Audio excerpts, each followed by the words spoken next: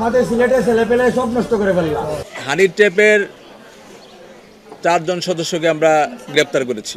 তারা দীর্ঘদিন যাবৎ মানুষের সরলতাকে পুঁজি করে তাদেরকে নিয়ে বাসাবাড়িতে আটকে রেখে তাদের উলঙ্গ ছবি তুলে তাদের কাছ থেকে মুক্তিপণ আদায় করতো এবং তাদেরকে মারধর করতো। একটি চক্র, সেরকম একটি চক্রকে আমরা ধরেছি।